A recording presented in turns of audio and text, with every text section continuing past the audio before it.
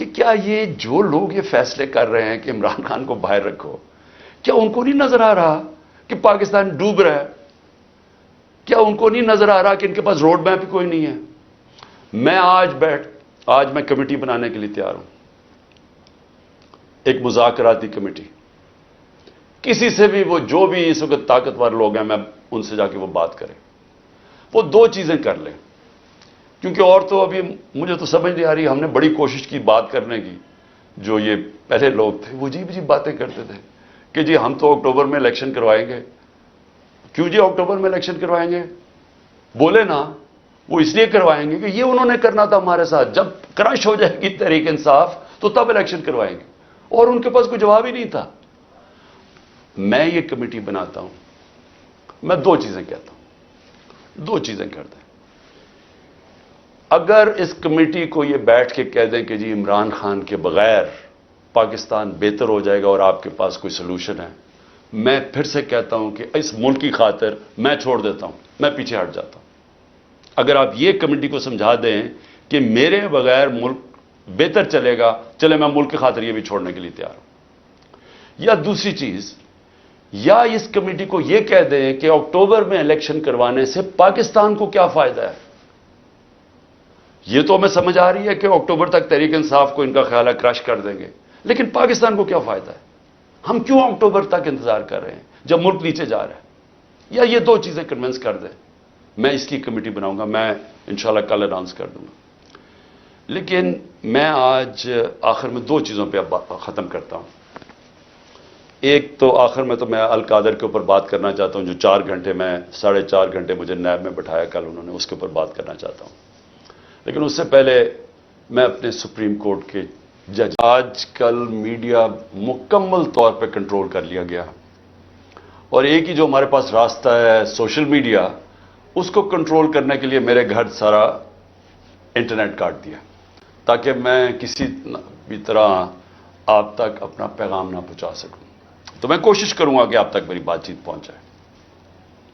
دیکھیں، سب سے پہلے میں نے جس طرح کی بربریت، بلکہ میں اس کو کہوں گا یزیدیت،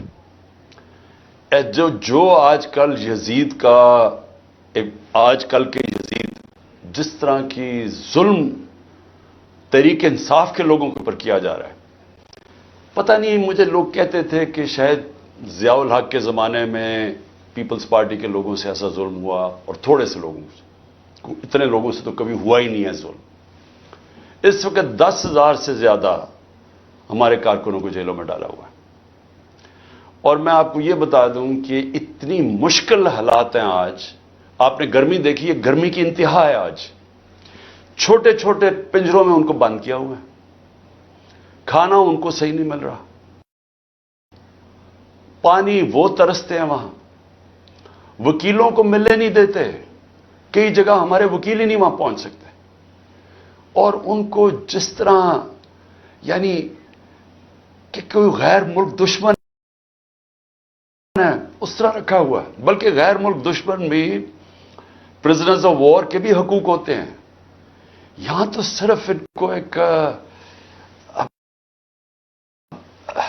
کہ فائدہ اٹھاتے ہوئے جو کور کمانڈر کا گھر جلایا گیا، اس کا فائدہ اٹھاتے ہوئے پہلے سے پلان بنا ہوا تھا۔ اور میرا جس وقت بھی، یہ میں آپ کو بتا دوں، جس وقت بھی اس کے اوپر انویسٹیگیشن ہوگی، یہ ثابت ہو جائے گا کہ یہ پری پلان تھا سب کچھ۔ سو اس لیے اس کے فائدہ اٹھاتے ہوئے ایک ایسا کریک ڈاؤن ہے جو میں نے پاکستان کی تاریخ میں کبھی نہیں دیکھا۔ صرف یہی نہیں کہ صرف تحریک انصاف کے کارکنوں کو اندر ڈالا ہے،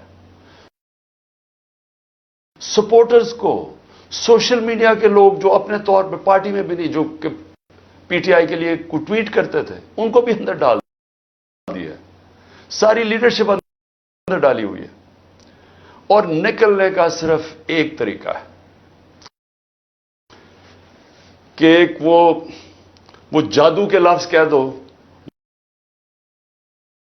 وہ جس طرح ہوتا تھا نا، کھل جا سم سم، آپ جادو کا لفظ کہہ دیں کہ جی میں تحریک انصاف میں نہیں ہوں تو آپ رہا ہو سکتے ہیں.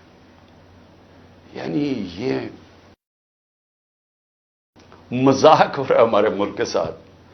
کسی بھی دور کے اندر میں نے یہ نہیں دیکھا کہ صرف اور صرف آپ کے اوپر، اگر آپ نہیں کہتے کہ میں تحریک انصاف میں ہوں تو آپ کے اوپر ظلم ہوں گے، تشدد ہوگا، آپ کو اس جگہ اس طرح کی گرمی کے اندر آپ کو دڑبوں میں بند کر دیں گے.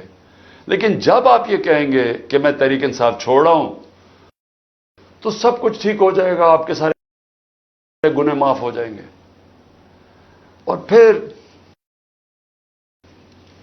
مجھے جو حیرت ہے آج کہ کوئی ہیومن رائٹس کی آوازیں نہیں نکل رہی. وہ جو لوگ شور مچاتے تھے آزادی صحافت کی اور بڑا ظلم کر رہا ہے عمران خان، وہ کدھر، یعنی اب کدھر گئی ہے آزادی صحافت؟ سارا میڈیا دبایا ہوا ہے، پروپیگنڈا چل رہا ہے، ون سائیڈڈ چیزیں جا رہی ہیں. ہمارے لوگ اب جاتے ہوئے ڈرتے ہیں میڈیا کے اوپر کہ پکڑ کے جیل میں ڈال دیں گے. ون سائیڈڈ چیزیں چل رہی ہیں.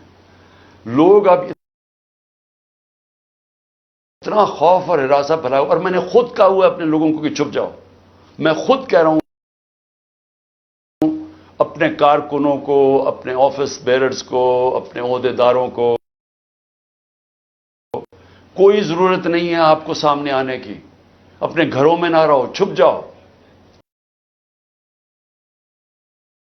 کیونکہ یہ جو اندھیری رات ہے، یہ جو رات میں سب سے زیادہ اندھیرا ہے، یہ زیادہ دیر نہیں چلتا. اور اللہ قرآن میں کہتا ہے کہ اس کو جو سب سے زیادہ چیز پسند ہے، مشکل وقت میں صبر کرنا.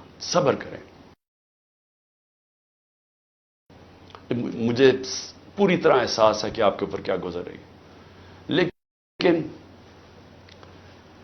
جو مجھے افسوس ہے کہ ہمارے کوئی بھی ہیومن رائٹس کے جو لوگ ہیں وہ ڈر ڈر کے خود ایک آدھ آنا جاتا ہے. اور پھر میں صحافیوں کو کہوں گا، میں سمجھتا تھا کہ ہمارے صحافی بڑے پرو ڈیموکریسی ہیں. چلے جی، میرے بڑے خلاف ہوں گے لیکن ڈیموکریسی کے لیے تو ساتھ ہے. تو وہ جو تماشا ہے یہ کیسے دیکھ رہے ہیں؟ کیا ان کا کوئی ضمیر نہیں جاگ رہا؟